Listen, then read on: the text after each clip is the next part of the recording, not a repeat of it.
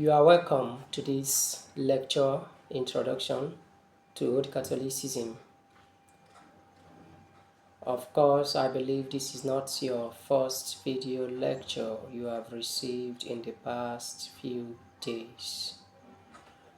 Today, we are going to focus on Apostolic Succession. When you hear the term Apostolic Succession, what comes to mind? But before I proceed, I want to take us back to what we have been doing so far in the class, the reading assignment, the assessment quiz, the written assignment. So today, as we are going to focus on the Apostolic Succession, I want us to recall what we have done so far. For instance, what led about the Old Catholicism movement? What was the reason for Old Catholic movement? We have covered that it was as a result of the promulgated dogma of papal infallibility. During the Vatican I Council, the dogma of papal infallibility was promulgated, but not every Catholic bishops accept such dogma. Therefore, came the reason for Old Catholic movement. Now, we should understand one thing in this lecture, that Apostolic Succession is not within the Roman Catholicism alone. Apostolic Succession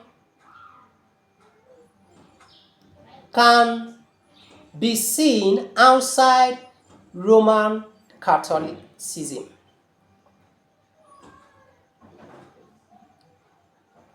That simply means that every Old Catholic bishop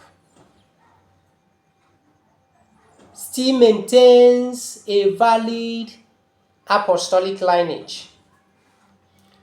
The birth of Old Catholic Church or Old Catholic movement doesn't denote the end of apostolic lineage within the Old Catholic movement. This is where many people get it wrong. Now, let's see what apostolic succession means. It simply means the unbroken transmission of spiritual authority from the apostles through the successive bishops, maintained through the laying on of hands during episcopal consecration. Okay, now let's see another definition before we proceed. The Christian faith did not begin as a religion of paper and ink, but as a living testimony passed from one person to another, voice to voice, and heart to heart. Jesus Christ, after his resurrection, breathed upon his apostles and entrusted them not only with the message, but also with his authority. As the Father has sent me, so I send you, Jesus said in John 20:21.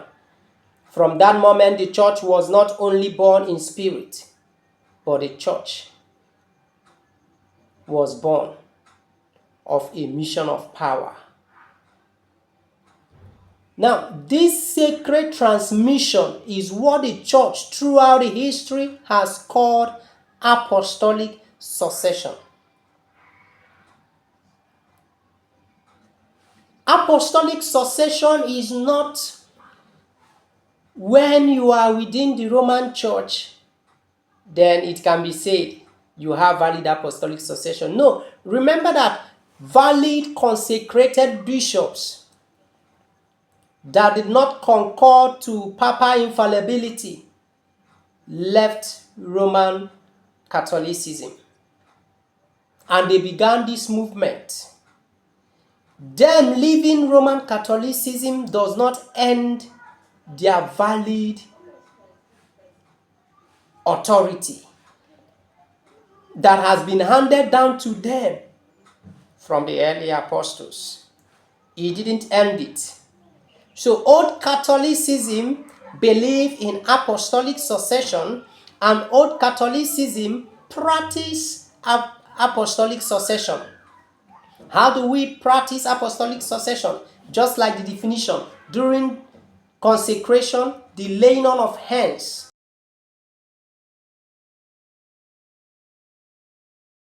St. Peter, down to the current day bishops. So no one can say because you have left the Roman Catholic Church, therefore you are no longer valid. That does not determine the validity of apostolic succession.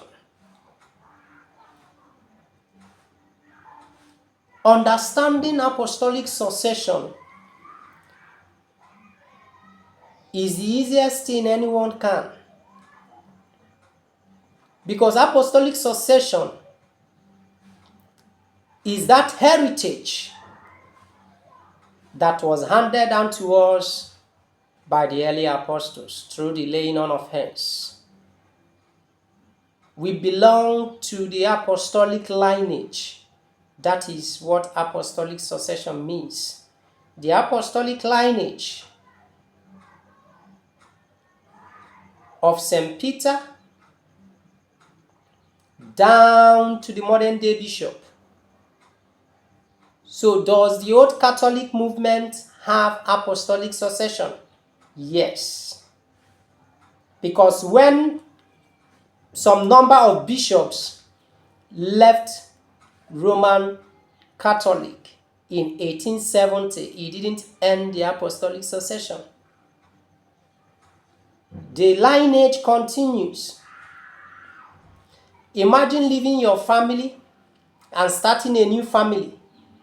Does it mean that you are no longer a member of that family? You still have that blood. You still have that lineage, that heritage. So that is apostolic succession.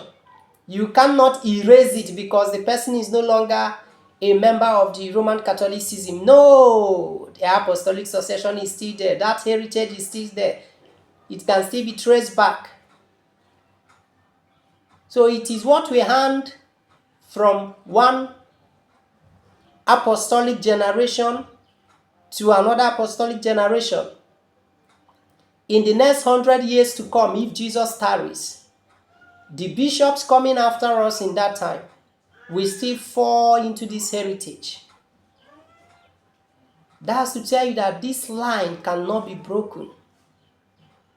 It cannot be broken.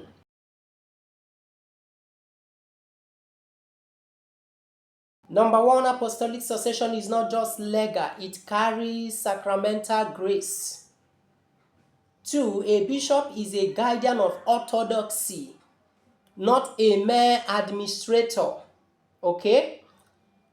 3, old Catholics emphasize valid orders, but reject papal supremacy. We reject papal supremacy. We believe in the collegiality of bishops. We uphold the collegiality of bishops. Every bishop are equal. No bishop is superior to another. That is what we believe and practice in Old Catholicism, because the apostles were equal. even though Peter stood as first among equals. You see that definition? Primus inter pares, first amongst equals, not first amongst inferiors, but first amongst equals.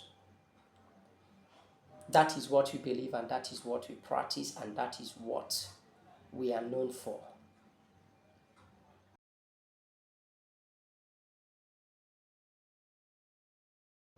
So, the church is apostolic. Why?